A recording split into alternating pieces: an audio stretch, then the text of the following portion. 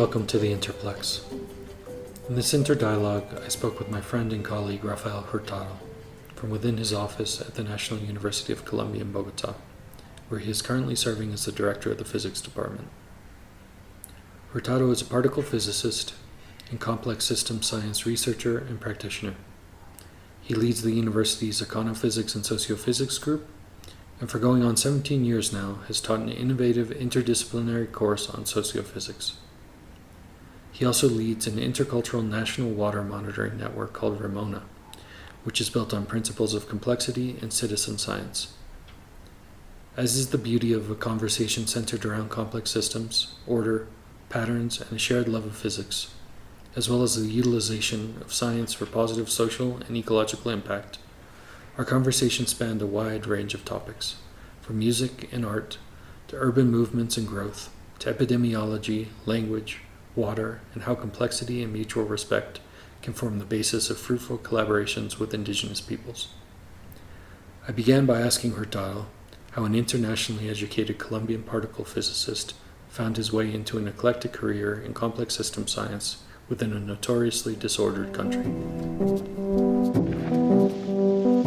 Maybe the most immediate answer would be love. I was finishing my PhD studies in Italy, and my wife was finishing her PhD studies in the University of Wales.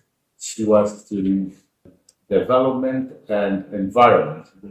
That's like the title of her doctoral program. And I was studying particle physics. And one day she asked me to explain to her a book, a lot of mathematical equations. This book was about social network analysis. So, besides having a conversation from long time before that moment, it was a real opportunity to get involved from the formal perspective in this part of social sciences. So, I learned social network analysis, obviously graph theory. Anyway, I was interested in social issues just because I'm Colombian and this is a country with a lot of needs, and we always have been worried about people and our society. So I learned that part of social sciences. Afterwards, I returned to Colombia, and when I returned here, after a short time, I went to work at Emergence, which is like our National Science Foundation. And when I arrived there, there was kind of a big issue because the former director, the previous one, the director in charge when I arrived, he used to say that basic sciences and fundamental research should not be done in a poor country like ours, but that it should be done elsewhere, in the rich countries. And we're not convinced at all that it would be a good idea. I always have thought that fundamental research has a lot to do with our reality and with any reality. So I started to apply what I learned at that time with my wife, mainly social network analysis. And what I did was like looking at the research projects of our scientists in the country and how they describe these projects. They would say, for example, that a project would be in basic sciences or environmental sciences or in health.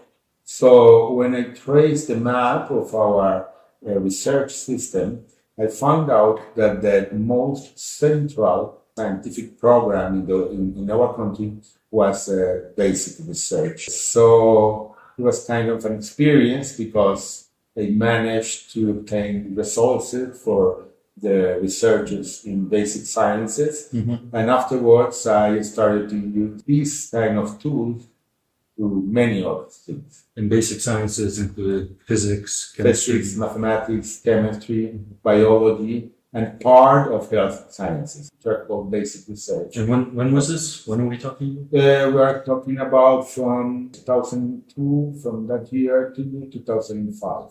Okay.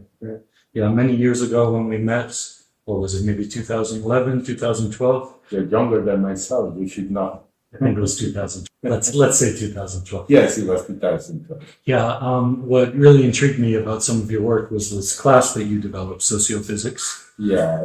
It helped to open my eyes to sort of the broad application that physics can have to society, but also the importance of teaching physics students what possibilities they have when getting out of their career, that it's not necessarily one line that they need to follow. This, of course, can apply to the developing world, but it seems especially important in a place like Colombia that has so many different social and environmental issues. So what inspired you to create that course and to have social influence as a physicist in Colombia? Yeah, maybe I should go to the time when I was a student here at Universidad Nacional de Colombia, or the Colombian National University. It was in the 80s. And at that time, I was clearly interested in particle physics, cosmology, but at the same time, I made part of the students' movement, and we were worried about our reality. And I struggled both sides of my patients together, particle physics, which seems to be quite useless, or not completely useless, but not very useful in a country as ours, with our reality. And at that time, we made a study group with several other students. We had the guidance of a very well-known teacher here at the university. And mainly two of us, we had this struggle. We were very worried about what are we going to do with our lives? How are going to become useful for our society? Time passed, we finished our undergraduate studies. Afterwards, both of us went abroad, and we made our doctoral studies and spent some time there. And we came back to Colombia. And fortunately, both of us came to this university, and we started to thinking again in this issue of how to combine particle physics with our reality.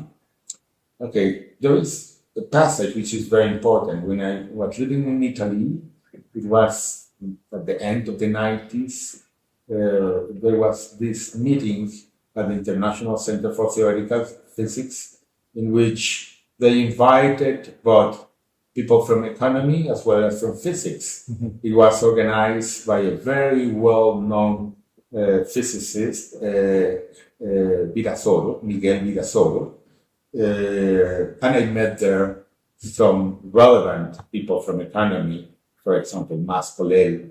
So this was like my first contact with people who would be interested from both sides in the other side.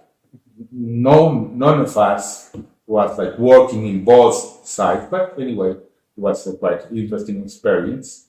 And from that experience, when we arrived here, we started to speak with this good friend, Carlos Quimbay.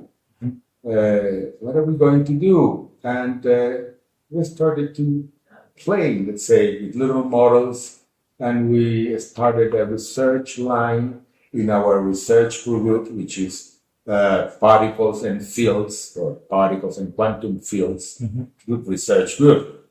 So we started a very tiny line in complex systems, and both of us started to look at formal methodologies from physics, not just like playing with other disciplines, for example, social network analysis. It's useful to know some math, but for working in that area. But at this time, we wanted to see from our perspective as physicists. And he got involved in econophysics. He's very interested in two things, which is very curious, because one of them is financial markets, and the other one is wealth distribution. So they seem kind of two different issues, opposing issues. This is Carlos Quimbay. Myself, at the end of the 90s, some physicists started approaching complex systems from the perspective of networks. And as I already had some knowledge about networks from social network analysis, I started to try to understand what they were doing, and mainly to understand how the statistical physics would tell us things about how complex systems are organized. Okay, so with that little information and that little knowledge, because it was kind of a self-made knowledge, I had to read it. I never had a course. I never had any other inputs. I organized this course, and at the beginning it was quite difficult. People would laugh at that kind of name for a course, sociophysics. However, I don't know, I think that many colleagues were quite generous, and they said, okay, if you want to have that course, you can do that. So I started having students from economics, engineering, biology, and some few physics students. I would say that physicists were quite accepting about this issue. But they started to arrive, and I started to learn more and more, also because there was this enormous amount of work made by researchers all around the world, and it became like a very active area of research. So I kept introducing these novelties in this course, and with time, like physicists started to say, yeah, it is kind of physics. Maybe it's not real physics, but you can have a good time in that course. And okay, so physicists started to attend to the course, and afterwards it becomes more and more formal. At this moment, it is a course which is attended mainly by physicists. It gets full every time that I offer. At this moment, I should say that we offer, because there is a new colleague here at the university. He studied complex systems from the formal way. So when he arrived here, I invited him to share the course. So we are doing a work that both of us, as far as he tells me, and certainly from my perspective, we are enjoying very much that course. So, what was the first year of that course? 2007. Okay. It was the first year. Okay, so this has had quite an evolution. It's interesting. Yes, yes, I'm very happy. It has been quite an adventure. It has been maybe beside my family adventure, I would say that it has been the adventure of my life.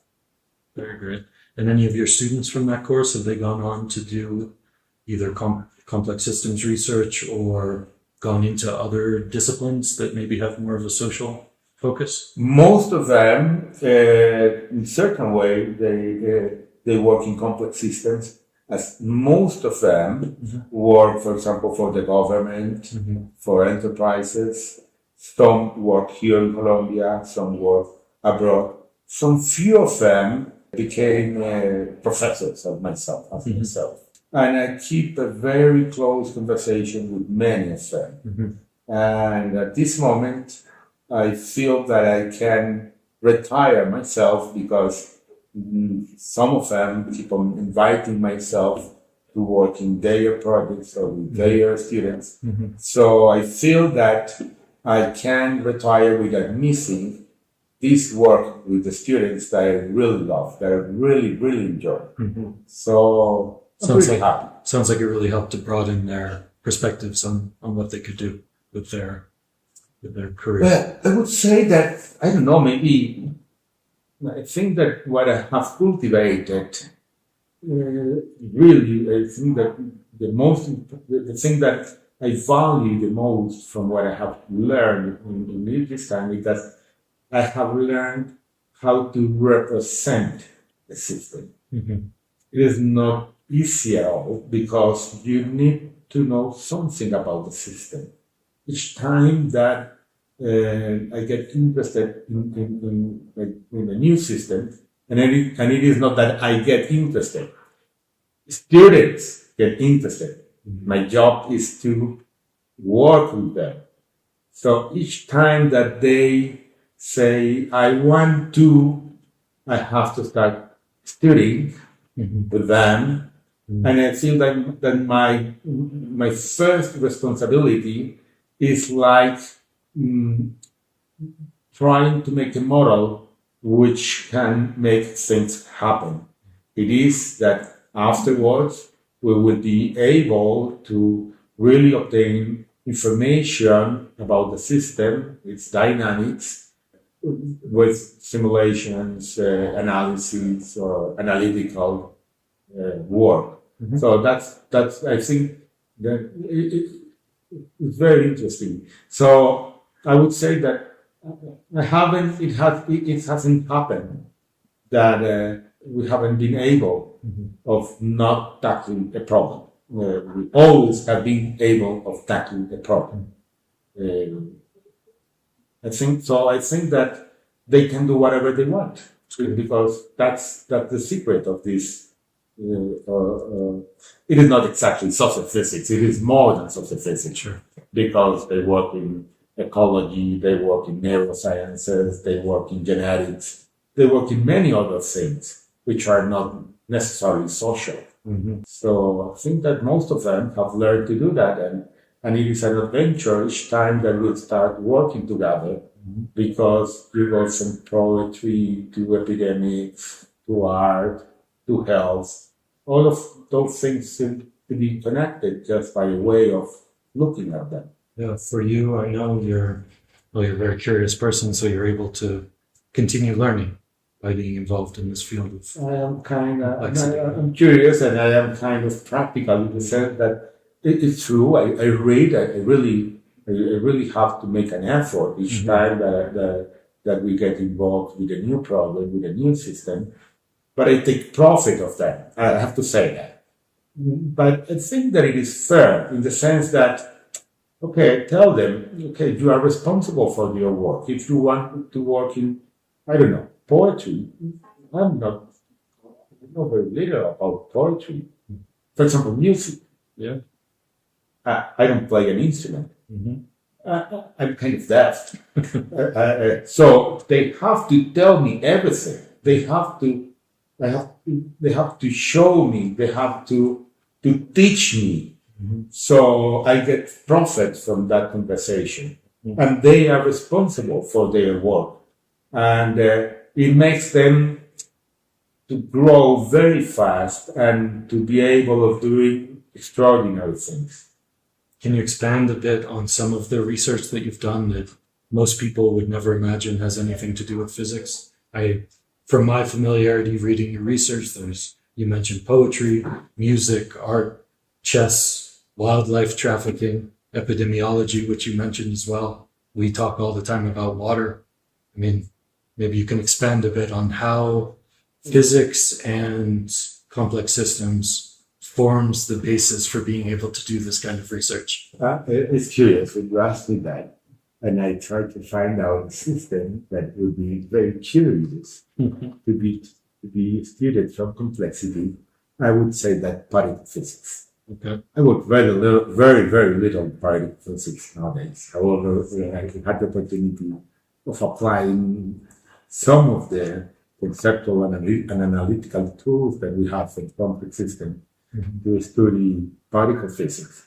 Okay, it is not a big work in the sense that these are sometimes undergrad projects, sometimes graduate projects like master thesis in some few cases, or the doctoral thesis. In this case, it was a master thesis.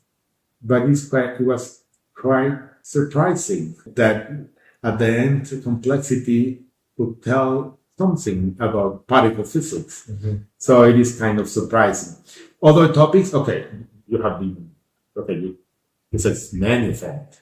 Epidemiology, I will start with epidemiology because we lived the pandemic.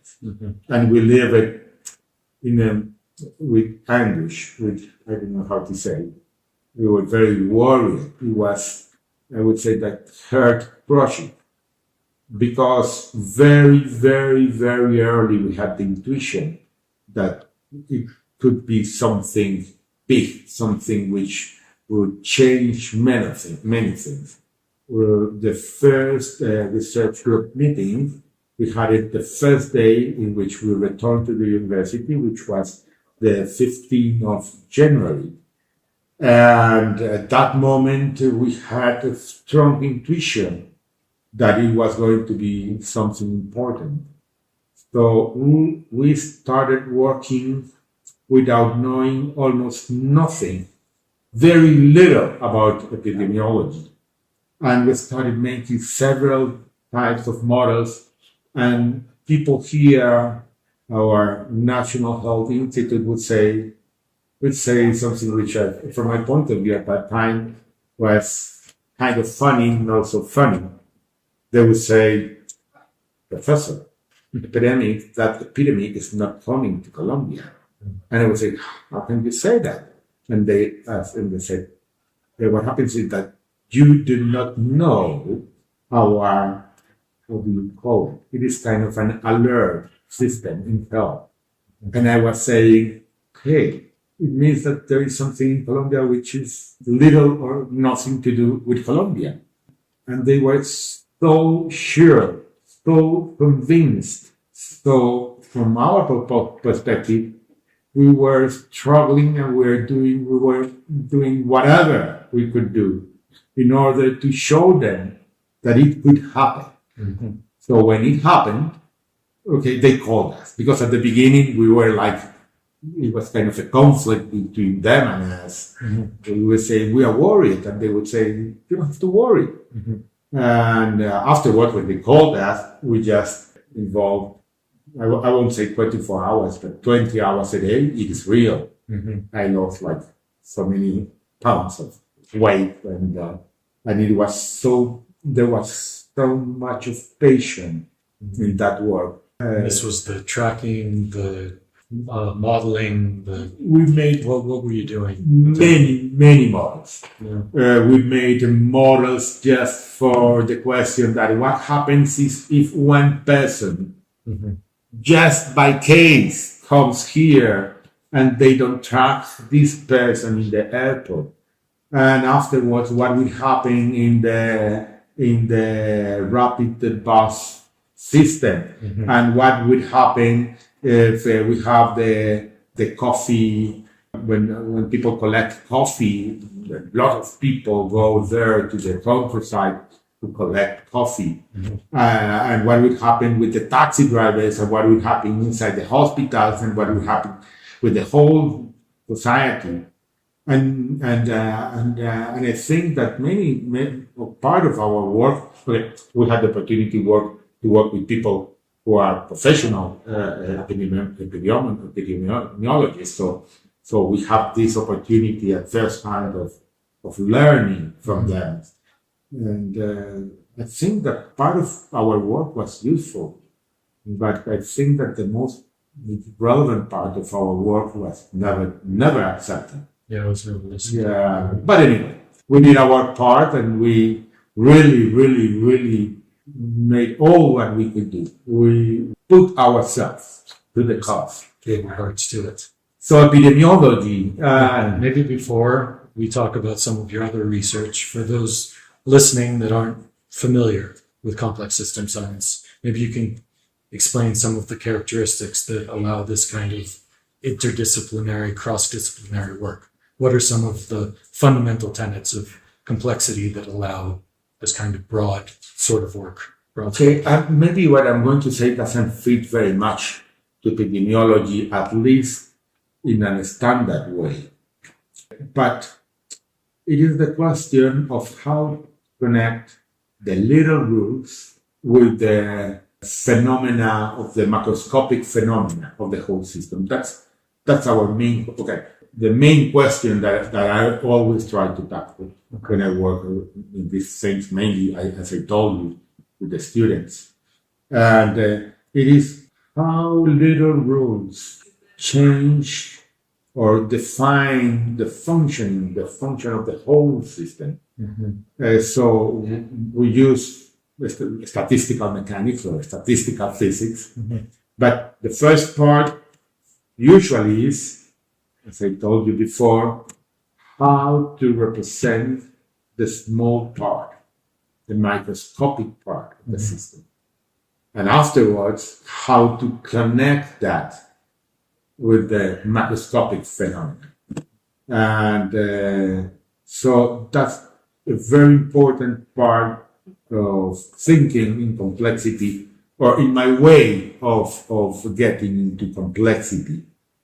In the case of epidemiology, part of it was stochastic, how we call it, but part of it was deterministic. It means you know math, you can solve some problems, and that's what we did, solving analytical problems, mathematical problems in partly an analytical way, partly using numerical methods, and obtaining the solutions and interpreting the solutions. However, when we got at the end of the road of the epidemic, we were very happy that we made it to get it to use methods which are more close to this perspective of complexity than using just like solving many differential equations using this or this other method, numerical method. So you're talking about methods like nonlinearity, nonlinear dynamics, self-organization. What are some of the methods? It was like the first, at the beginning it was kind of a dynamic systems. It was like the first part. But the last part was just like more statistical physics. Okay. And maybe I'm much more satisfied with this last part, because even if the results that I appreciate the most were never useful for the pandemic, I think that some of them we have to finish during this part of publishing, which is not something easy for us, especially for myself. I am very dumb with that kind of thing, but we are trying to do that because we think that maybe it's something that of interest. But anyway, like doing things in a way which is much more close and that resembles much more our traditional perspective of complexity, in which I will tell you for myself something that I always expect from complexity. I expect that maybe one word might say many things of the whole system. Can you give an example? Preference. Several years ago, I started studying mobility, how people move in the cities. That's several years ago. And for myself, it was very interesting finding out that the statistical properties of urban mobility in a city as Bogotá can be interpreted as a system which has been organized through time without any rule beside the rule that it has just to grow. It is, it has to grow. So many years ago, in the 50s, we had here in Bogotá, Le Corbusier, maybe the architect, French architect. I'm not sure that he was really from France originally, but we say that a great part of his life was he developed like in France. He made a plan for Bogotá. You can find that plan for Bogotá. Now, when you look at the plan for Bogotá and you look at what is right now Bogotá, you say somebody got lost because it had kind of an order. No, Bogotá doesn't grow with any kind of order. It is like do whatever you can do with the idea that it just has to grow. So that kind of things are the things that I really appreciate from complexity, because it says No. If anybody asks me, talks to me about planning Bogotá, I won't laugh, but I'm sure, from my perspective, that nobody plans Bogotá.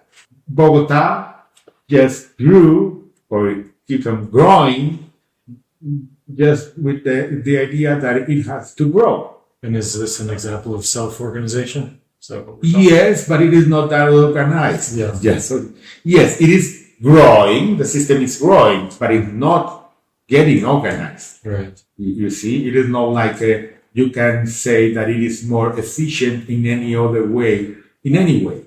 The way how it grows, it is like when you eat, you think in calories, but you don't think in cooking. It is like when you have food, you don't have a prepared food that you can distinguish from the entrance, the first dish, to the dessert. No, it is like getting everything in the same mass and eating it without distinguishing anything. That's the way how I imagine It's a good way to visualize metaphors there. we grow here in Colombia. And how does this compare to, say, more organized countries, Germany and Japan, maybe the US as well? This experience of mobility in Bogota, did you contrast it to some other places? We tried very, very hard. We tried because we use data which comes mainly from governmental projects, which are related to they made some interviews in order to, at that time, they did it that way, because we are talking about 10 years ago, and we did it that way. It's like these surveys in which they asked a lot of people, where do you go, from where do you go to where do you go, at what time, how do you go there, you are going to by bus, by bicycle, walking. And we tried very, very hard to get this data from other places. We just made it to have it from 3 Colombian cities. I just spent a lot of time writing people in so many places. Which cities here in And Colombia? nobody, here in Colombia it is Bogotá, Manizales, and Medellin. And they all had similar properties from what you could tell? Yes, So just Bogotá and growth Medellin. without- Manizales is not big, or not was big enough Yeah. to see this, like the mergers of these properties. And this You could see many things, and you could say many things about these cities from the microscopic perspective, which is the most important. And this is another fundamental method or property of complexity, right? The emergence of properties when you're analyzing the microscopic and looking for emergent properties in the macroscopic, correct? Exactly. It is. So you were looking for Saying emergent properties. I cannot say about Manizales Yeah. the same thing about how you prepare this food Yeah. in order to not preparing the food, a dish, a real dish. I don't know about Manizales. I don't know because the data that we had, it was not enough, and for that specific system, we needed a lot of them. Yeah. There are some systems which, To observe these emergent properties, you needed a Exactly. certain amount of data for that to be able to. in those cases, it's curious. It depends on each case. Things are different, Sure. and sometimes things which might appear like you can say 20 parts is not enough to talk about complexity. Sometimes it is enough. Sometimes hundreds of parts are not enough to talk about complexity, So really or to look at these emerging properties. If you want to talk about any of your other research into poetry or art or things like that, did you find that you needed very large data sets for these kinds of social phenomena as well? Many of them, yes, but some of them were really, for example, music. As I told you, I'm not a musician. I don't even play an instrument. I know very, very little about music. I have to say that being a physicist was a key issue for myself because I used to teach the course on oscillations and waves, so I had to teach about something. And I learned some things, and I learned about music instruments. And one day, this student arrived there, and he wanted to make the acoustics of the piano.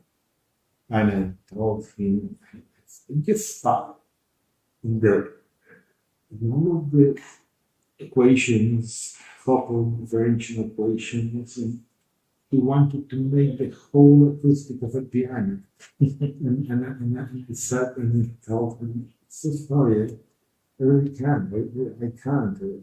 I don't imagine how to do that. We can try to read it. But I can't imagine how to do that without doing things that I wouldn't do. What does it mean, things that I wouldn't do? I like simple things. I wouldn't take, I don't know how many coupled equations with how many variables and parameters. That's something that it should function, and it functions in many systems. Weather, for example. However, that's not my way of doing things. And I know that some people, they are very good at doing that kind of models. And not very simple models. Maybe I'm a bit lazy. It might be, but I like simple models. Very, very simple things. So he said that, so I told him, really I can't help you because I don't feel that I can do that. At that time, I was working with another student. We were working in innovation, and we were trying to understand how productive sector enterprises in Colombia will be tackling the issue of innovation and new technologies. And we were using network analysis. So this student told the other student, no, you have to go to Rafael and ask him for a graph. If you ask him for a graph, you can have him interested in what he wants. So it was so he arrived and he didn't ask me for a graph. He brought me a graph. And we started like talking, and afterwards we spent several years working. And now we keep on working, and we really enjoy our conversations, and we have some other people in this conversation because now he's a professor, so one of us are working with students, and we get them involved in our conversations. So music is a hierarchical system. You first, and it was very difficult for myself, first understanding just the concept of tuning, and looking at tuning and studying tuning, and afterwards studying how this tuning can be, let's say, made real in musical instruments, and afterwards how rules, there are rules at different hierarchical levels. It is something which needs to be possible at this level is not possible at the next level, and so on, until you get to understand music in some way as a compromise between order and disorder, in which you need a lot of disorder, which drives the system, drives the creativity, makes music possible. However, you need certain rules, different hierarchical level music, in order to structure something. And is this in all genres of music? I remember reading the analysis of the Marimba and then comparing it to classical music. Are there similarities and differences between different genres? We started working, when you need something, and need is a driver. We were working in classical music, and coming back to your question, we were working in melody. But when you look at the melodic line there's some few hundred pitches. They are not that big systems. We use classical music because in classical music you would find the longest melodic lines. Okay. And even so, they are quite short. So we started with melody because it was the simplest part of everything, of what we could. Maybe you had read as a more simple part of music, but it is too simple for what we wanted. And okay, so we studied melody, and at the end we could see something and say something, and then we said, okay, let's go to harmony. And harmony, okay, you have chords and the 3-4 sounds played together, many sounds. So I remember when I was a child, at that time I remember that when I was a child, I used to live in the Pacific of Ecuador. I was living in a city called Esmeraldas, and I was living very close to the beach. So there, some musicians would go to play the marimba. And I remember, I was very, very little, but I remember that we played with two, I don't know how do you call it, poles, with two guitas, two. Okay. So I said, okay, it must be an alternative to get into harmony in a very simple way. And I had this memory of the sound of marimba, which is so sweet, so sweet and brilliant at the same time. So we started working with marimba, and we started learning about marimba. And also because of this question about our reality, when we told Jorge Seche, when we told him that I lived in that place, and that there was this instrument, and that it was kind of an Afro-American instrument. So and then, okay, we decided to study this instrument. And also, okay, there was also one thing. Literature said it is kind of a mystery music. And it is really mystery music. Because it's very different music from Western music. It is absolutely different.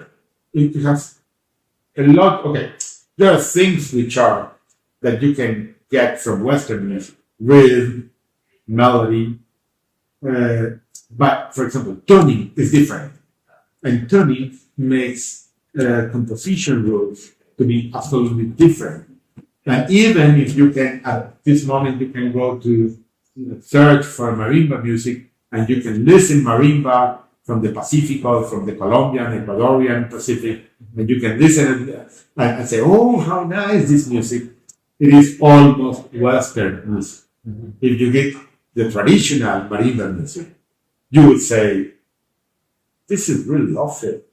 It doesn't sound well. No, and that's what you studied. In that traditional. Exactly, this mystery music. And it's a pity because I think that quite soon it will disappear. It will be eaten by Western music. It will disappear in a very, very short time. And it's a pity because when you think in languages, human language, there are more than 7,000 of them.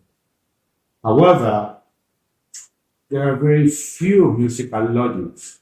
I don't know enough to tell you how many musical logic you can find, but I think that they are very few. And I think that their logic is a very peculiar one, because it is absolutely different from Western music. And in so many senses, Western music depends on precision.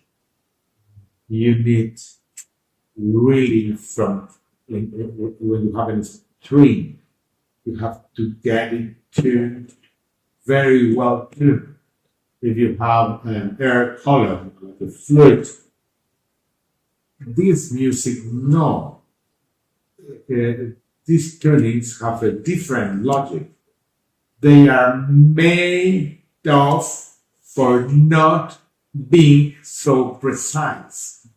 Not being precise is part of its nature. So when you study this music, you don't think in a tuning, but you have to think in a family of tunings.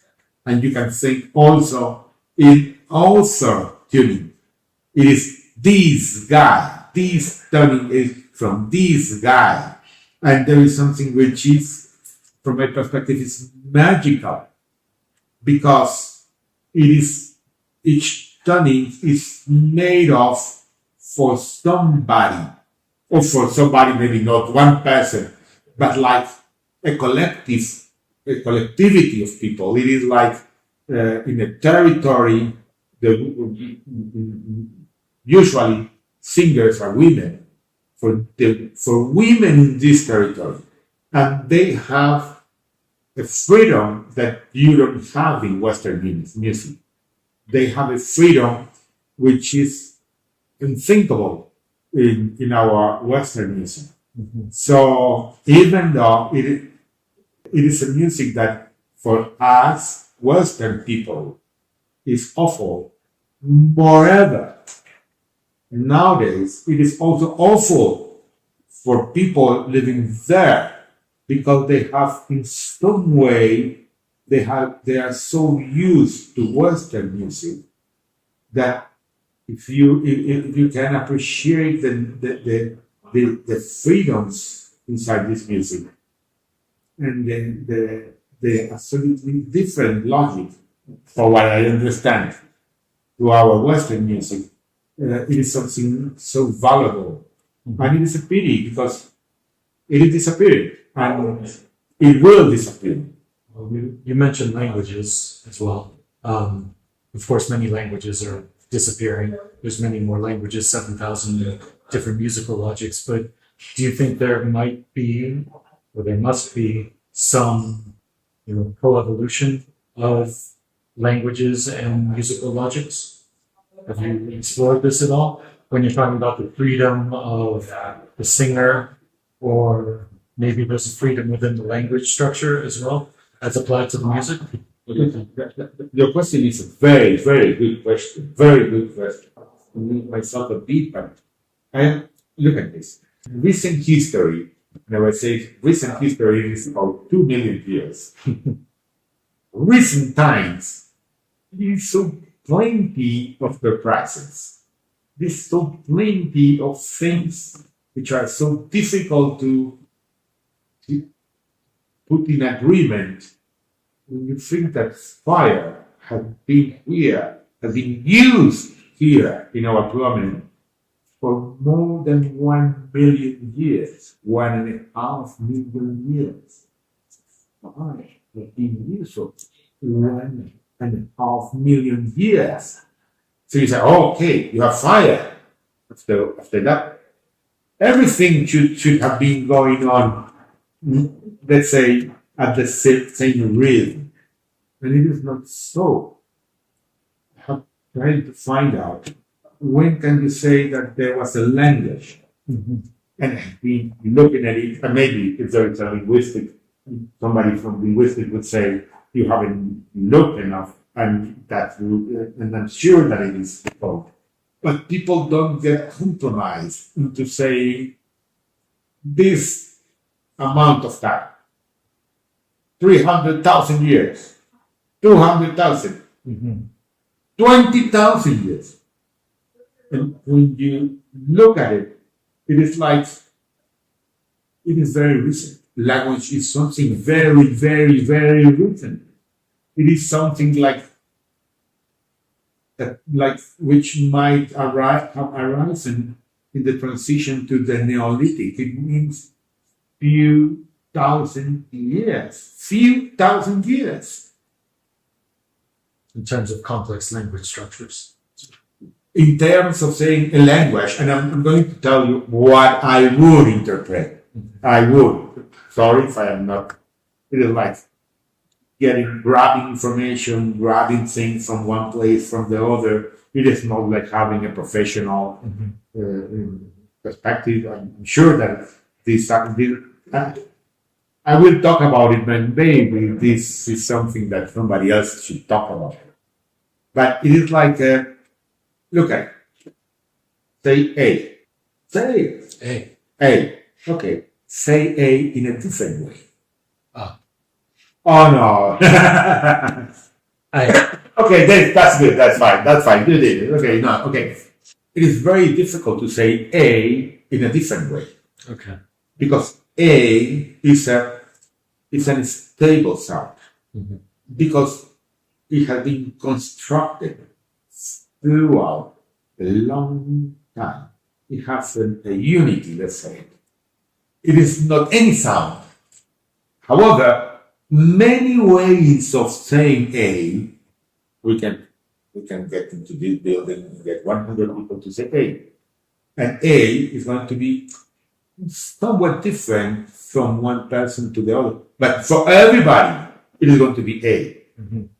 Getting the concept, or I don't know the concept, the reality of A to be unanimous in the sense to become an entity is something that I think that it needs a long time.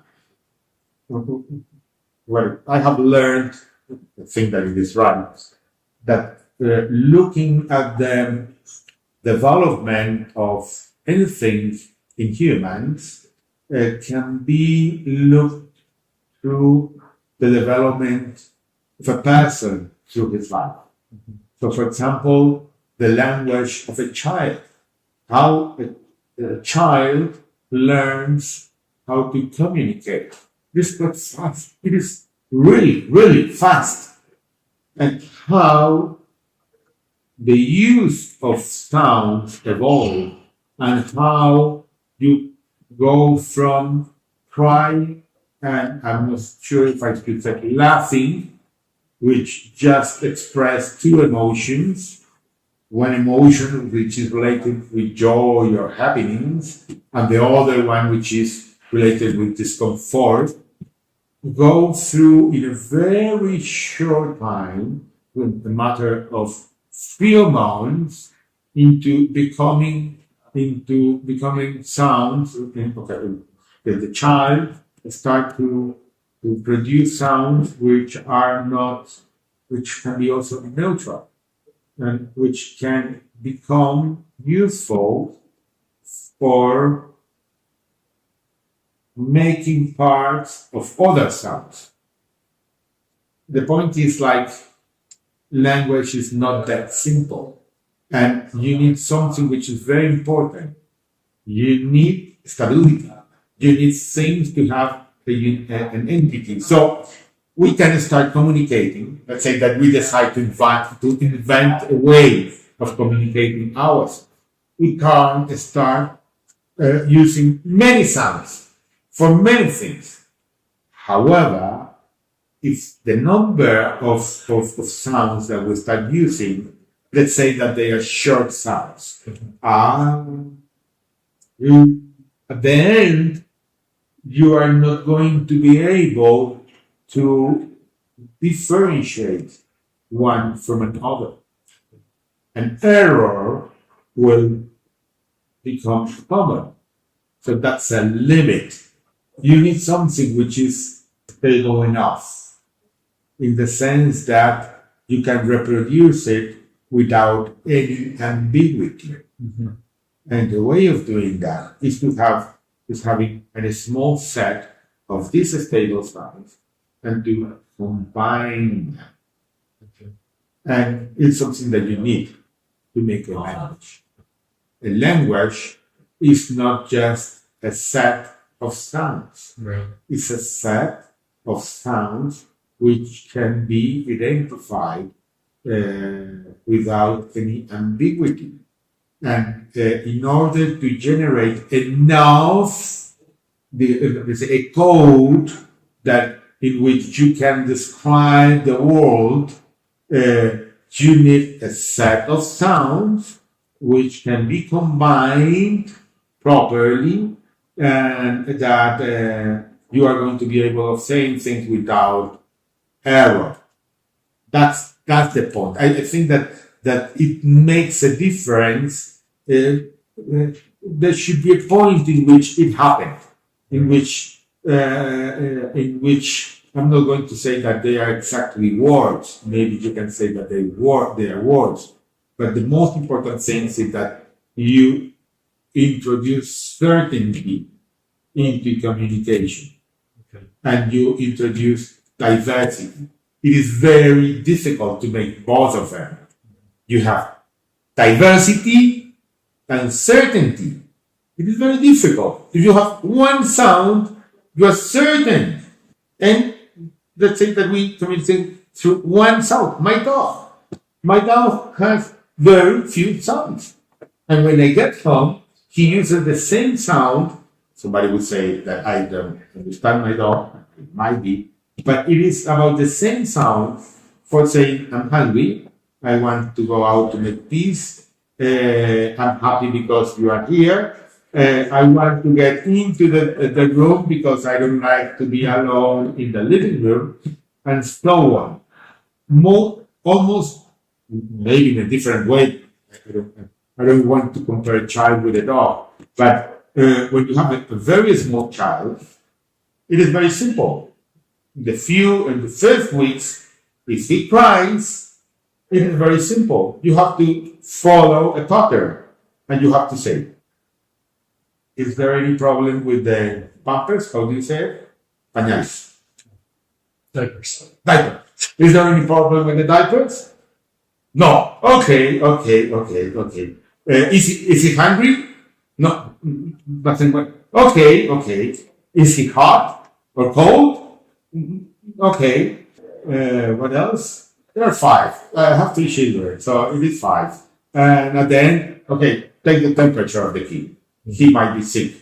Okay. The 4th one is when you have the gases. Mm-hmm. Okay. So all of those 5 things which are fundamental are described by the same sound. Mm-hmm. And with time, at this moment, certainly you can differentiate and you can express in a different way all of them.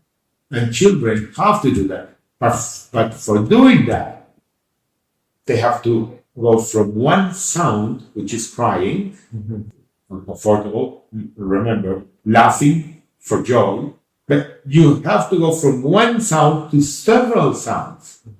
And then, in children, they start like goggling and they start like producing vowels, and after vowels, they start like, but when they start producing vowels, they are, they play with frequency, intensity, and when I ask you to say A, maybe if I could ask a child of 3 months old do the same thing, he would be able of saying, I don't know how many A's. Mm-hmm. Yes. So you're saying in those early stages, there's more freedom in language, sort of like with music, or what? No. It's also different kind of no freedom. Because you were talking about about marimba. I'm going back to try to extrapolate that language has a certain limits to its adaptive structure, I suppose, where music, at least as you're talking about with the marimba, has a certain amount of freedom that can be put into it. Oh, okay. It is okay. I will try to connect both of them. Saying something. I cannot in my mind connect them in history. Mm-hmm. I cannot say when music got how did it start? And it was very difficult, very, very difficult. Does it seem more fundamental than language, or I'm not sure. could be an I'm interesting? not sure. Maybe. Okay, language, as I try to not to define, but to limit this, it is quite stringent in the sense that, okay, this process of looking for diversity of sounds, deprived of error, which I think that is fundamental for language. It doesn't mean that you cannot live all alone for a long time with these sounds, which are diverse, not that as diverse as those of a language, but that can be used to describe many situations in your surroundings that will serve you to communicate, maybe to identify the other one. The name is something very important. Daniel, Rafael is something very important. And maybe at that time, music could have been, let's say, in the same line, in the sense that we are used to a lyric, to lyrics. But there is also, maybe music is, let's say, lyrics is a bit more open than language. Some few months ago, a couple of years ago, we tried to work with flamenco. How do you say it in English? Yeah, flamenco. It was very difficult. It was very difficult. At the end of the day, at a certain moment, we just dropped. Maybe, okay, I know that they're doing a great effort. Maybe we could have arrived somewhere, but we did quite an effort, and we didn't get to this coding, this representation that you need. Why? Because it is not like poetry. In poetry, you can distinguish Tyler? Philo. Okay. From something that in flamenco it is a long expression in which they play with the frequency, they play with the intensity of sound. It is very difficult from the perspective when you want to analyze language. It doesn't seem really wrong. It is much more easier than when you want to analyze something which is not encoded or coded like language. Look at one thing. If you ask me, you haven't asked me, but maybe you haven't heard, which is the most difficult problem that you have tried to work on? It's very difficult. It is very, very, very difficult because there is an encoder. It is not that. So literature, it's easy. Okay, no. You have a way of representing, of using the codes, because there are several ways of coding it. Yes, music also, you can represent it. Maybe you have to, I don't know, discover to extract the code. It might not be so easy, but you can do that. Painting is very Code, you mean patterns? Yes. For example, in music, okay, you will always have. Okay, depends. Depends on the instrument. But let's say if you have strings, you have winds, flutes. You can always have. You have a pitch, for example. There are ways of coding it. Moreover, if the simplest way is to get the partitura, partitura in music, the written way of sheet music. Yeah, exactly. So you can get it and you can start analyzing from it. Mm-hmm. Okay, certainly there is a correspondence between what is written with what is sounding. So you can go to the sounds, but if you get to the sound in some way, if you want to represent that, you can use things which would resemble the original coding. Okay. And look at it. But that doesn't show up in painting. No, Paintings. look at it. Look at children. A kid might need about 1 year to speak, some few years to play music. Play music, let's say, in a relevant way. I'm not talking about Mozart. Extraordinary, not maybe, certainly it's extraordinary. But you can, when not a child, but a kid is able to paint in a reasonable way.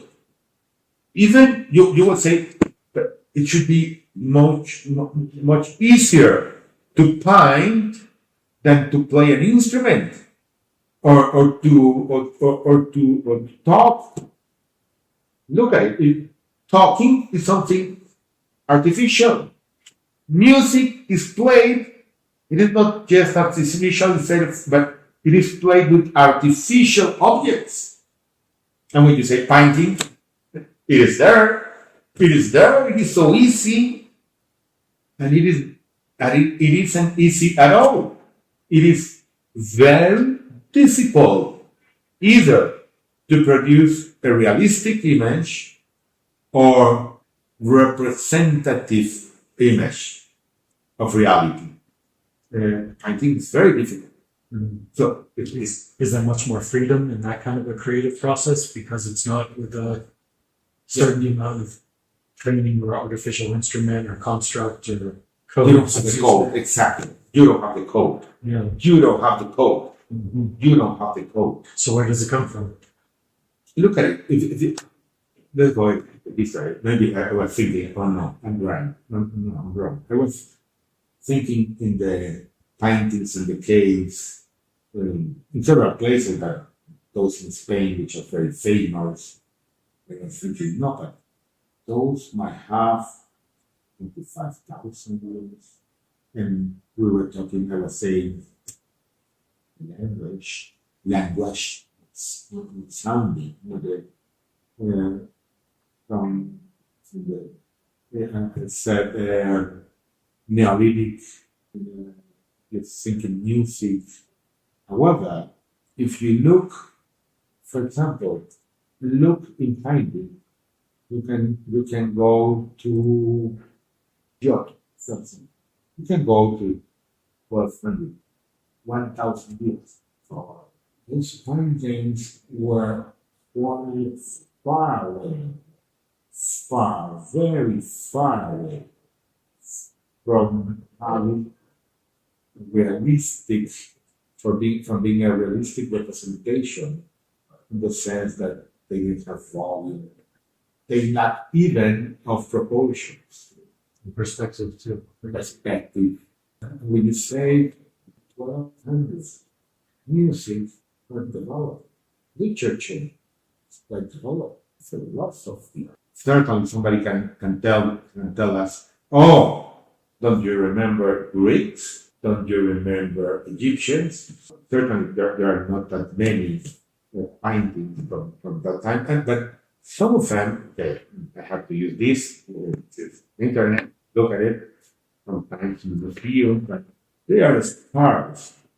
And some of them are kind of acceptable, let's say. However, sculpture was much more acceptable from my perspective in the antique Greek times than paintings. Mm-hmm. Even if you can tell me, wow, yes, Greek sculpture, great, but far away from Roman sculpture. And even though somebody can come here and say, Roman sculpture, Renaissance. And Renaissance has a meaning. Renaissance is important.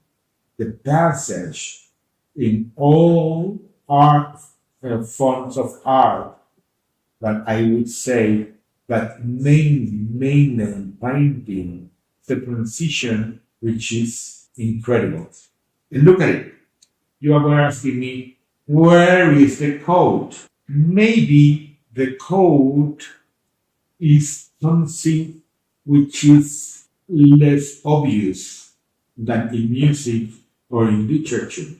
What you needed for the Renaissance was color technology. So technology is maybe what helped to help Yes. the code And emerge. having the possibility, a diversity of colors, the diversity of colors. And the materials too, I imagine the consistencies, the new technologies for Yeah. oils and things like Yes, but I would stick mainly to colors. Colors, okay. If you have just think that I asked you to represent a landscape, and I will give you two colors, whatever color, yellow and green, yellow and blue, whatever. Even if you can combine them, it's quite difficult. Even if some great artists have done that. However, I'm not going into that. But masters of such a creative way of doing things, like two colors, might be enough for doing several things. But maybe three colors. I've seen it done. 3 colors can pretty much create most impressive yes, but you things. need the thing that it need to work a bit more in color. But it is not that obvious. Okay, you would always say, okay, no, you need just 3 colors. With 3 colors, you make all of the colors, at least from the eye perspective, and you can say RGB, red, green, and blue. If you have red, green, and blue, you are done. But it is not so. It is not so. Combining them, getting maybe, I think that it has a lot to do with the main material and the same of the spectra, the lighter spectra. It is not so obvious that when you say, oh, this is green, it is not so obvious like you have real green. You have something which is a combination, which has several things. You know,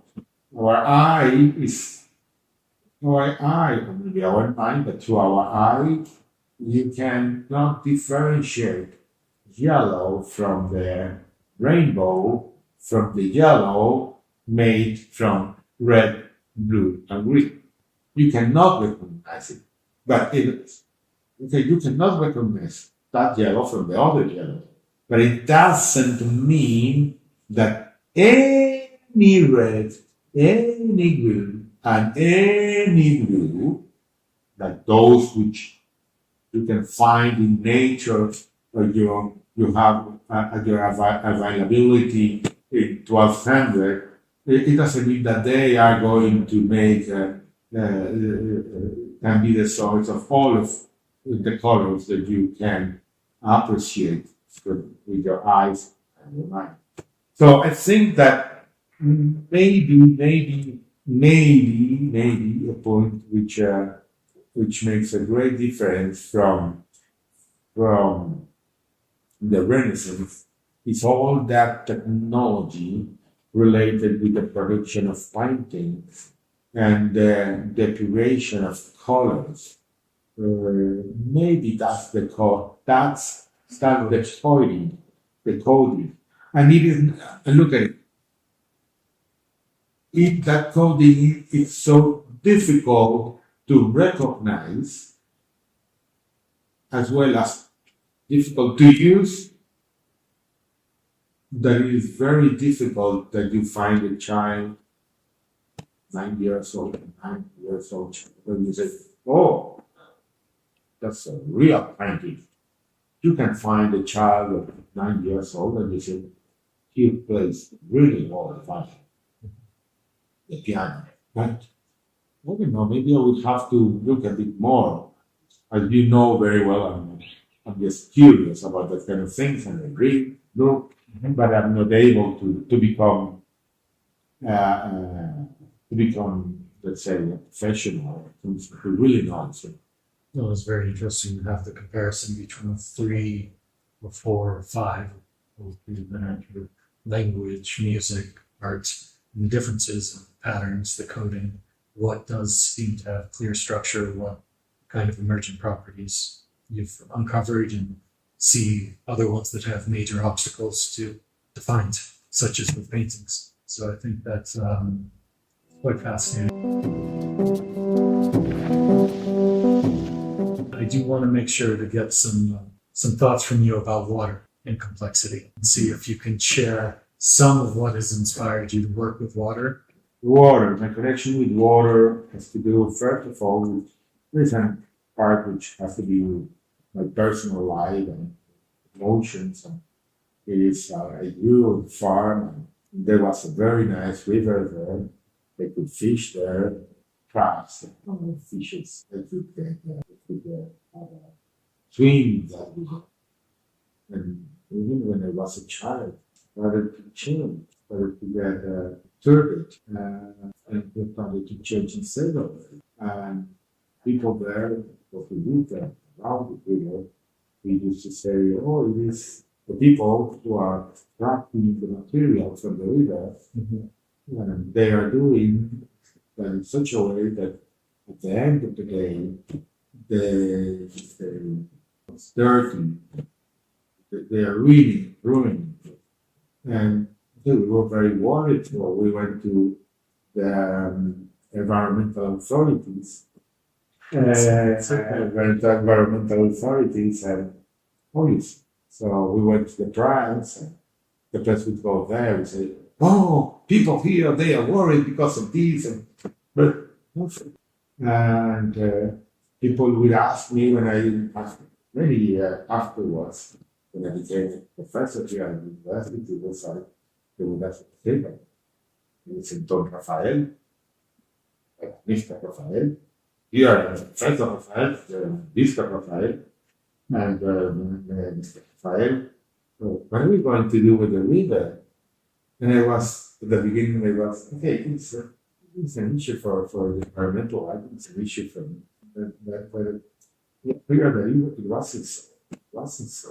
And it started thinking like, I work here at university, Bogotá University. I suppose that I think for myself, about myself, and worried about the world. But this is my river. And what's going to happen? So I had first grade. I said, knowledge and communities. Knowledge and communities. We would empower communities. Knowledge will empower communities. And aware communities will behave and will foster in some way, drive a better way of doing things. And it is true. But when we try to do that, it's too difficult. What part was difficult? It was Giving difficult knowledge to the everything. It was difficult the everything. Yeah. The everything. Because it was everything. It was all. So it was all. I would say something that maybe I shouldn't. It has been a long time which I think that the word environment, it's a toxic word. And it is a toxic word because it says everything and it says nothing. It is a word that you cannot put into your hands, into your mind, and really understand what it is. Mm-hmm. It is kind of a cliche. It's become that way, you think? Overused. Taken out. Maybe proper context. it is its own nature. Yeah. Mm-hmm. Because it is really a quite abstract concept. So why do I say that? Why I say that it's toxic? Because it doesn't let you take an action. It is everything. It is everything. Everything. So it is absolutely the same as nothing. So that was the problem with introducing knowledge to the communities about water. That it's too wide, It's everything. wide encompassing. It is everything. Right. It is everything. And you are talking about growing trees, and you are talking about garbage, and you are talking about the river, and you are talking about plants, and you are talking about the dogs eating the dogs, and you are talking about everything. Everything is in there. And people would ask you, and the air, and they'd say, excuse me, I am in the middle of the countryside. What's wrong with that? No, but air, yes. And clearly, okay, I had the idea, I cannot model it. I cannot model it. And it was in that walk that in some way I said, if we want to harness something, we need just one concept. And I don't know how did I get it, maybe because it was obvious. And I said, the concept is water. And it is an organizing concept. So I decided to start working about water, just water, and only water, and nothing else but water. Obviously, when you say water, you are saying I also say everything, but you are saying it in an ordered way. So that's how we started working about water. And like I told you, it is knowledge and action. But knowledge, okay, there is this generalistic knowledge, which doesn't call to the action, but to the reaction, which is quite emotive. And it is not bad, and it is not wrong, and I'm not criticizing it, also because it is very useful and valuable. But the point is like, how can you construct a citizenship?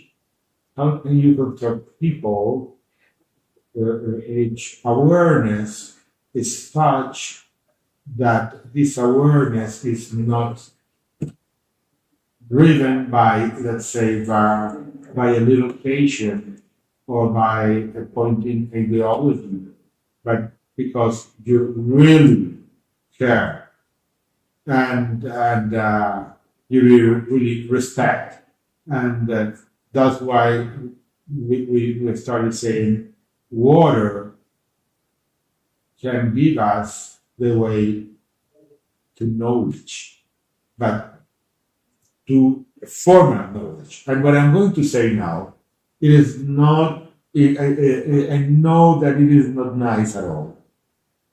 They're very difficult, yes. People would say, many people would say, oh no, the old, before, or in the old time, old culture, indigenous communities. And they would say, they really did know, or they do know, but we do not know. And that knowledge that we don't understand, that it is not possible to understand, that's the real knowledge.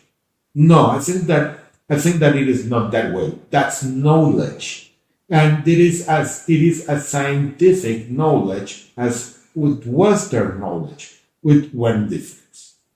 Western knowledge has been coded, reproduced, and that's way, and that's what you can read it. You can go and read it, and you say, who wrote this? This guy. Exactly what did he say this? So how did these people got to this concept? Yes, when you work with communities and with indigenous communities, I don't think that the knowledge from indigenous communities is less serious than that knowledge. It might have not been codified, but it was well thought. And it is because it was well thought that it is valuable and that it is real. And I think that that's part of the knowledge that we want. But it is not like saying, oh, there is there a mystery knowledge. That mystery knowledge that we cannot accede to that knowledge. We can just copy that knowledge. Yeah, because it is kind of a sacred knowledge. And that's why it functions, because it is sacred. I don't believe in that. Wow. And maybe you don't agree, I think so.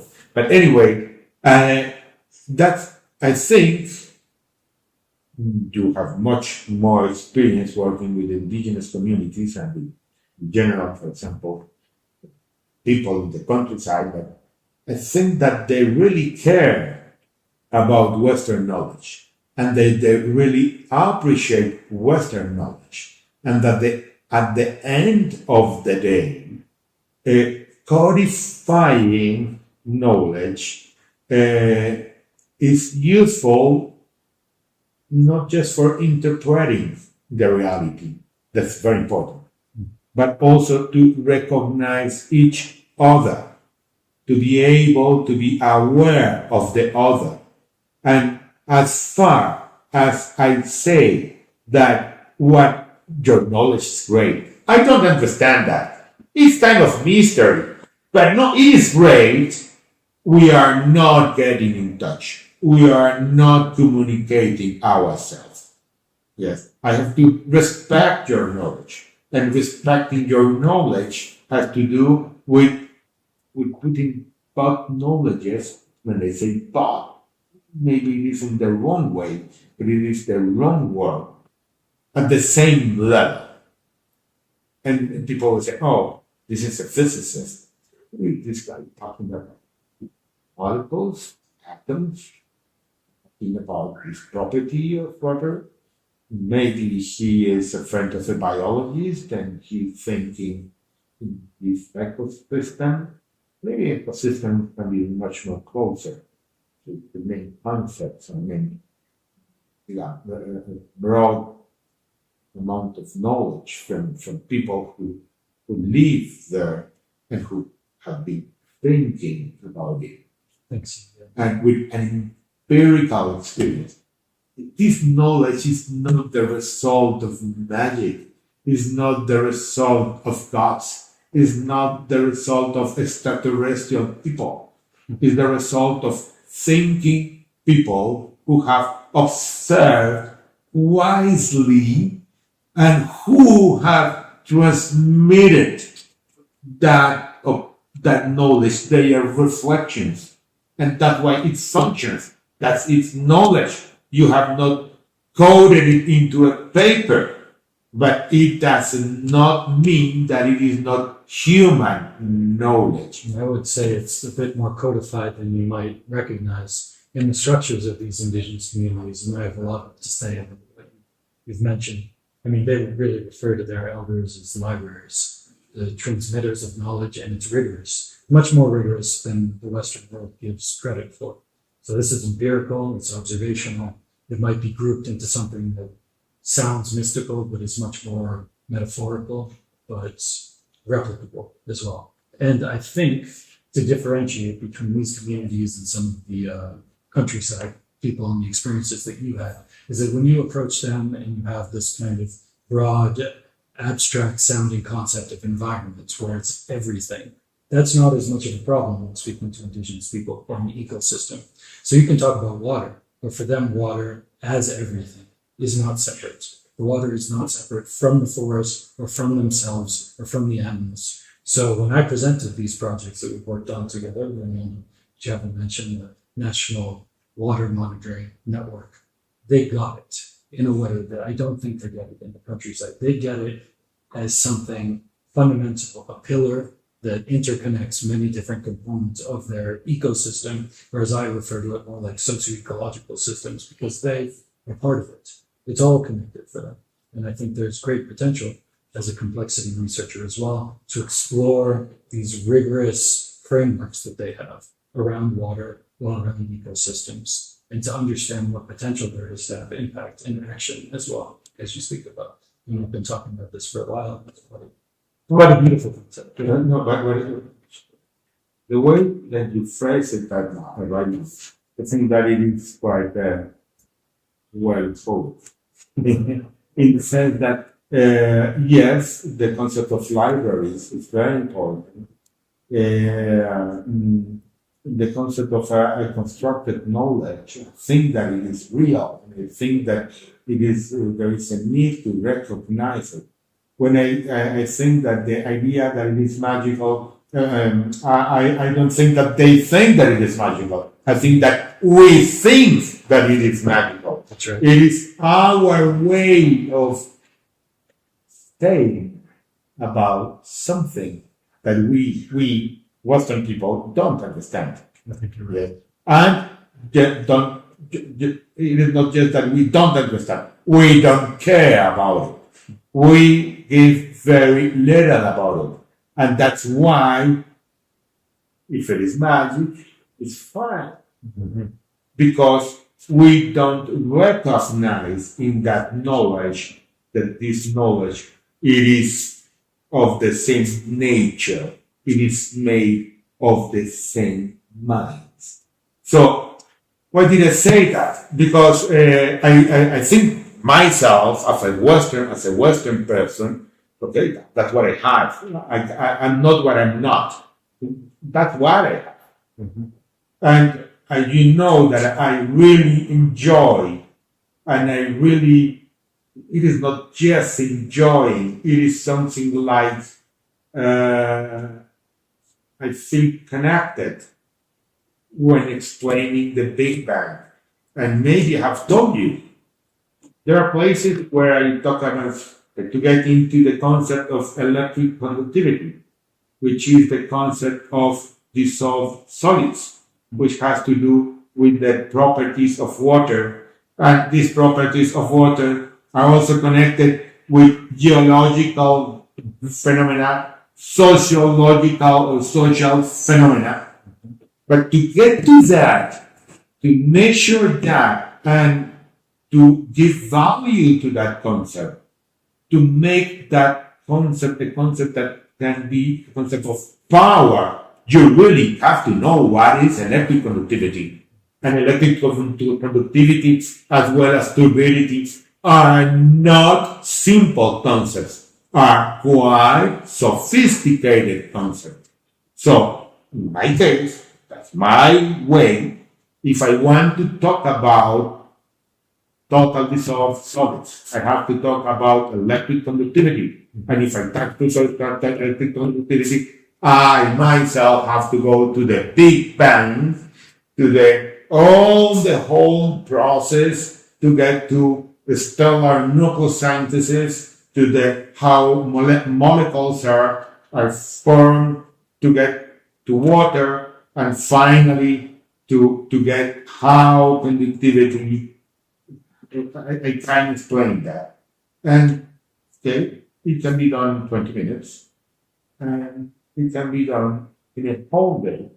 Do you remember when we talked about the concept of big history, kind of going through a long process of broad, sort of wide brush, broad brush, then from the beginning to something that's actually tangible that we can experience, that's kind of a fundamental tenet of big history. I think it's very interesting what you're referring to, because it's able to get people that are not specialized or even have the ambitions to be at all specialized in something like physics, where we're talking about the fundamental forces or different kinds of complex phenomena, to actually get a grasp of how connected these processes in the universe and our history are to even something as important as whether that water can be, drinkable. Mm-hmm. So it's just like a broad way of painting how connected the entire history of our universe is. Mm-hmm. I think it's quite an interesting concept. Yeah. And around water, making it's like the big history of water, basically, is what you're talking about. It's quite nice. in some way, yes. Thank you for phrasing me that way. Yes.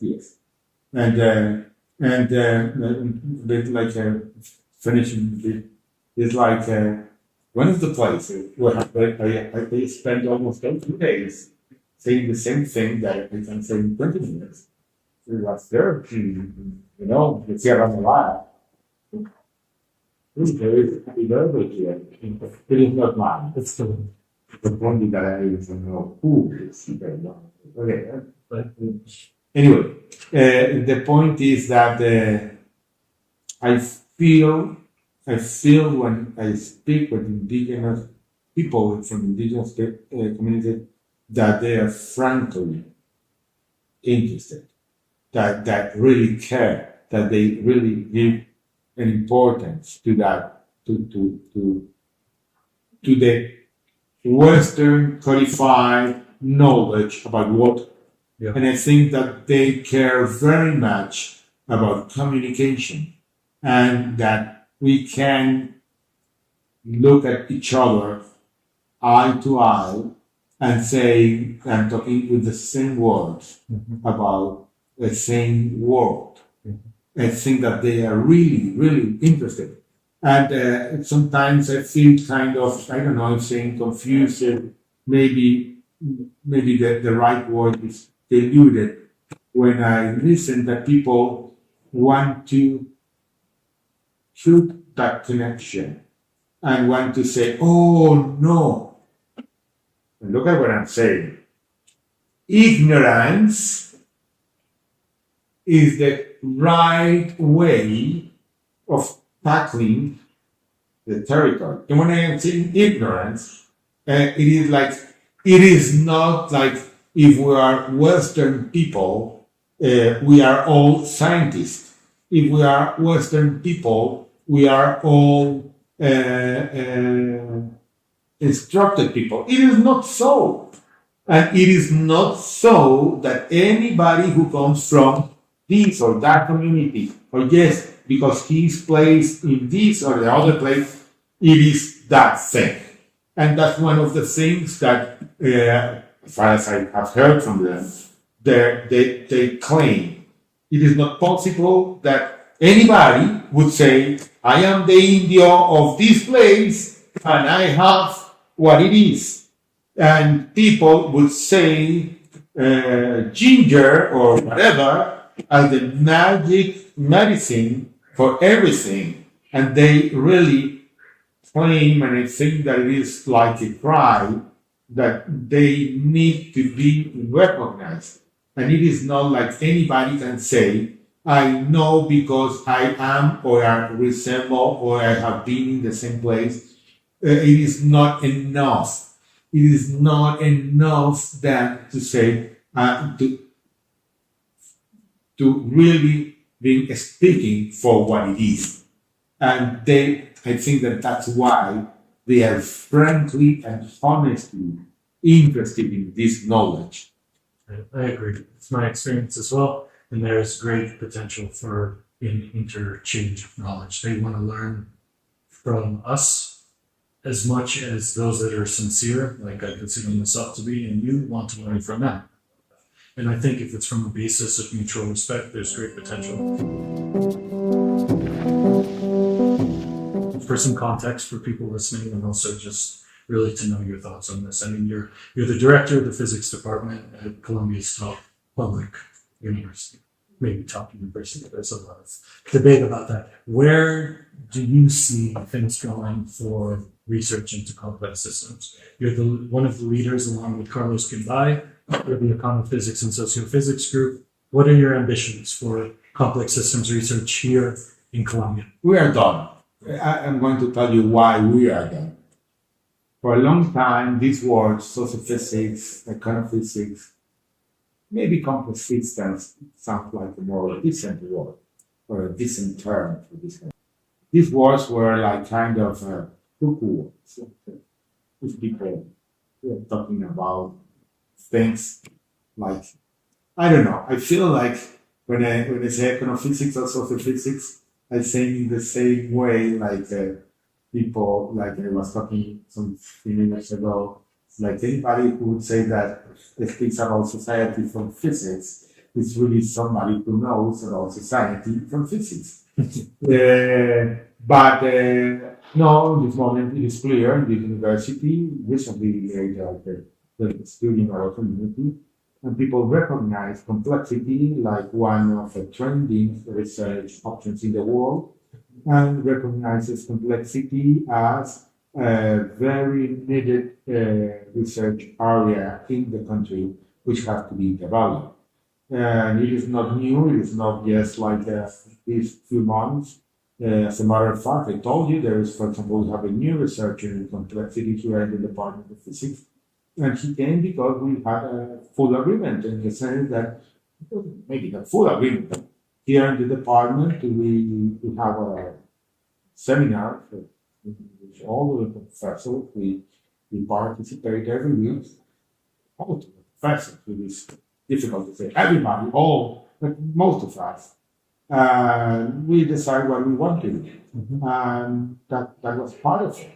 And for example, right now we are starting maybe many years after all the period, but we are starting 2 new labs, which is not easy for us. It is not easy for us.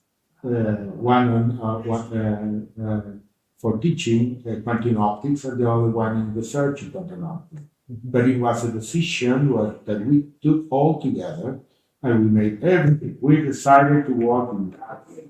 But complexity, yes, and it has become a respected area.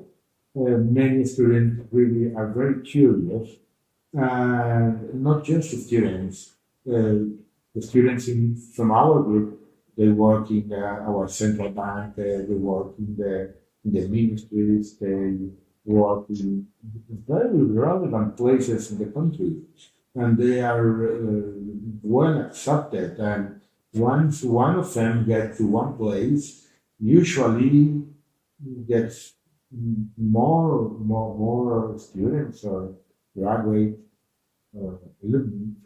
from our program to get into that places. And when, for example, what they do is not the research, but they, for example, go into make a practice for example, in the government or in the industry. Frequently, afterwards, they get engaged in the work. So I think that as a society, not in a general way, most people wouldn't understand. Most people would say, use the problem complex when you have a problem. When you have a problem, you say, this is complex, yes. And they say, no, it is complex when you don't have a problem. Anyway, it is personal way of view. It is complicated. I like the word complicated when you have the problem. But I think that the most important thing is that we have a renewed community, in the sense that we think that we can do things for our country with a place. For example, our National Institute for Family Welfare, the place where you get physicists to get to work, because they are in the data center, in the place where they plan, they make the plans. And it is satisfying. It is really satisfying seeing our students and our graduate students getting into these places. And it wasn't this way some few years ago. Do you see there being any potential for a more formal either network or even institute of complex systems research here in Colombia, maybe in the next generation of, prepared researchers that are more focused on complexity? Or do you see a vision for that? I think that we are becoming a community. Here in the university, we are, at this moment, people who work in complexity from a formal perspective. When you look at from the perspective of biology, from the perspective of engineering, mathematics, physics. We have lunch every some few weeks. We are about 10. Romance. We 7 of us are new professors here in the university. Interesting. From all disciplines, from a range of From several disciplines. For example, we are preparing for this year for July. We are preparing a school on complexity that is supposed to be very good school, because we suppose that we are going to have here relevant people, many disciplines and many places, and we are quite happy. And the students are enthusiastic, and that's the most important thing. Now about an institute, it is, I don't know, maybe I know that many places have the kind of institute and centers and complexity. And yes, I'm not sure that it would make the job. I'm not sure that a In, center. in Brazil as well, at the Physics Institute, they have complex systems. It's for physicists, but it's interdisciplinary as well. So I wonder if there's a vision for something. But look at it, as I told you,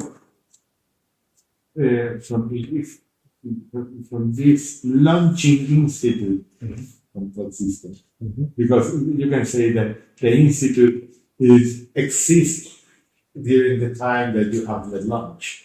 Yes, it is like that's why it's kind of a launching institute. The point is like we get connected, we can talk, we can make plans together. Maybe a more robust structure would help. But the point is like we don't have resources. We are really poor in the sense, I don't want to say that we are in the level of, but we don't have that kind of resources which make that let's say economic infrastructure resources are what can move, can make the dynamics happen. I think that we need much more like conversation, like people work all around the world.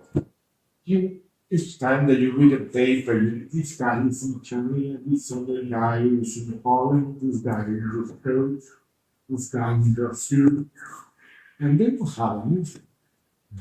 So I'm not very worried about having an institute. And I'm not very worried about what we need in complexity. Maybe we need more people, more professors. Some of us, some. Maybe we need to get more in touch. We need maybe to share a bit more of our courses. But I think that getting into a stronger dynamics, it is not something that depends that much in ourselves. It depends on the way how our society functions. How does it function? Physics student at the end of his studies should have taken more than 50 classes. It's a lot of classes. It's a lot of work. It's lots. We don't let ourselves to have the time for having the lunch that we need for really being able to working together. And maybe it's not a matter of each one of us. It is not a matter of having other structure. It is a matter of the way how we live in our society. And we are always doing things, and each thing that you make, you have to do it several times, not just one. And you have to make an enormous effort in order to get anything out. So, I don't know, maybe, okay, certainly, if you tell me, Rafael, for example, as a professor, usually I should teach from 10 to 12 hours every week. Certainly, if you tell me, if you are going to have 4 hours of teaching, and then you work with the students, and you have coffee, and you have time for getting home early, and you have time for going there to the communities, and you have your time for doing that things which are important for you, certainly would be better. So maybe that would be a center or institute would be useful if that kind of things can happen. Otherwise, I'm not sure that it would be that useful. So what we need is how to spend our time, how to reflect, how to think, how to talk, and how to have coffee. So that's it. So I'm not very much worried about it. Maybe I should. Maybe I don't have the full view of it.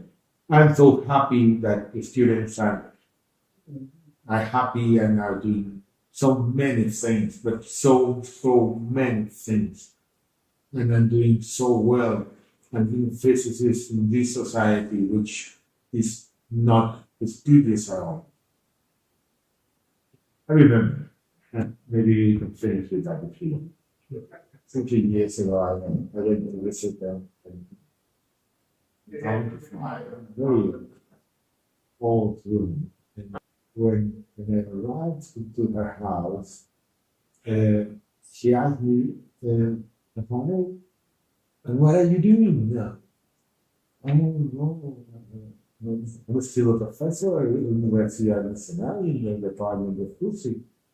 Oh, haven't you found anything better than that? So I told him, oh, it's great being that. I'm really happy of being a professor at the University National, the Department of Physics. I really enjoy what I do. Well, if you really enjoy it, then do it. So it is like being a physicist. Well, let's start. Being a professor in this country is not a prestigious position. Being also a professor of physics is even less prestigious.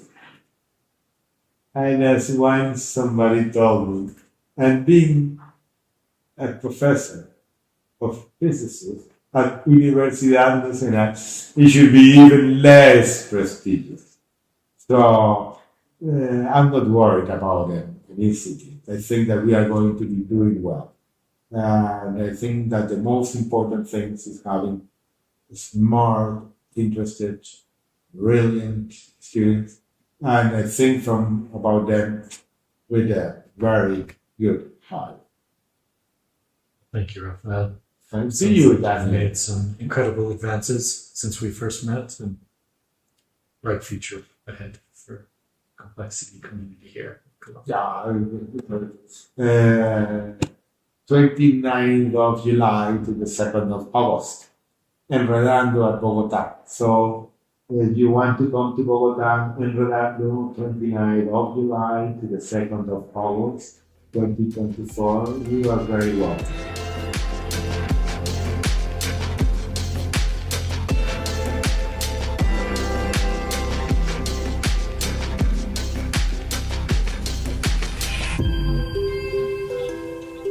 Thank you for joining us for this InterDialogue. You can subscribe to be notified of future episodes and by following us on our social media channels at the InterPlex.